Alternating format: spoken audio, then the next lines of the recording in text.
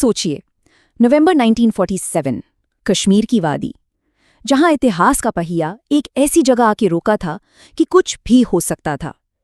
और यहीं से शुरू होती है एक ऐसे हिंदुस्तानी ऑफिसर की कहानी जिनके आखिरी कुछ घंटों ने इस जंग का रुख हमेशा हमेशा के लिए बदल दिया।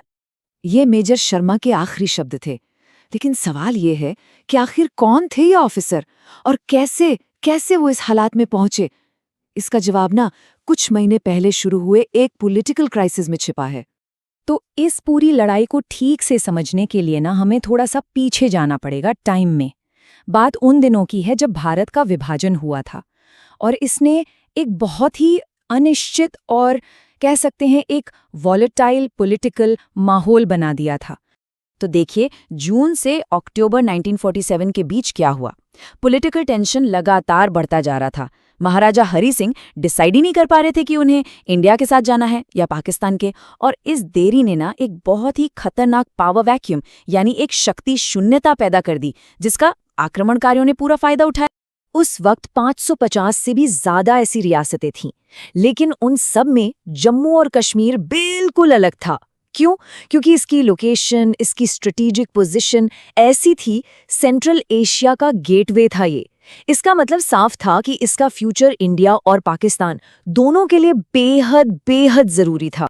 तो जैसे जैसे ये आक्रमणकारी, जिनकी प्लानिंग काफी आगे तक की थी, श्रीनगर के पास पहुंचने लगे, एक अजीब सी घबराहट फैल गई।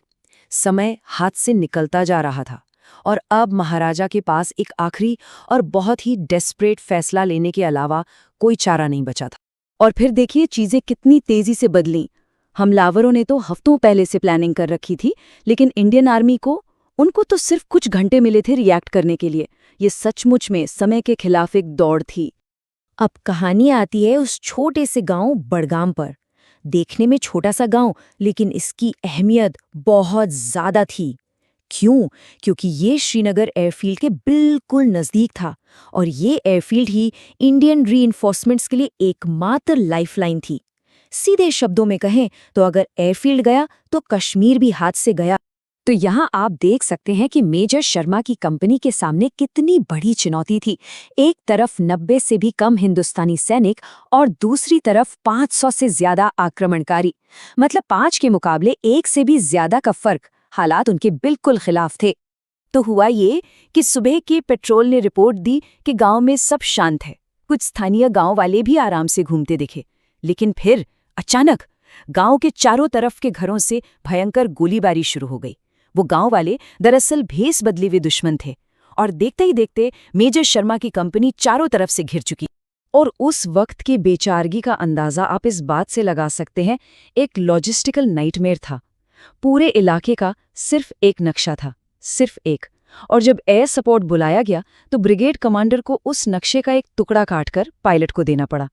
इससे पता चलता है कि यह पूरा ऑपरेशन कितनी जल्दबाजी में, कितने इम्प्रोवाइज तरीके से किया जा रहा था।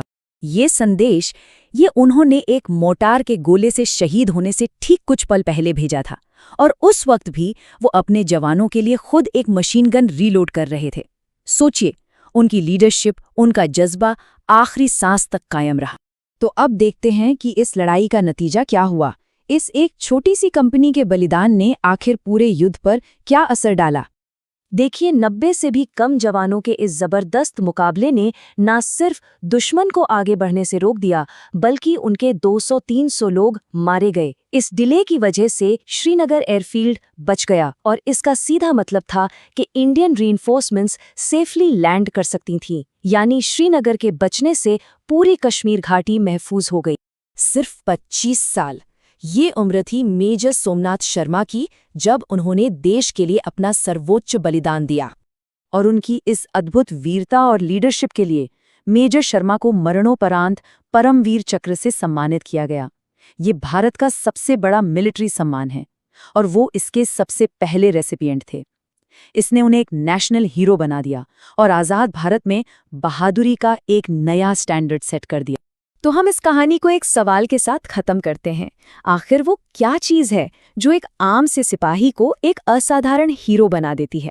शायद ये कहानी हमें ड्यूटी, लीडरशिप और नामुमकिन हालात में दिखाए गए साहस के बारे में सोचने पर मजबूर करती है।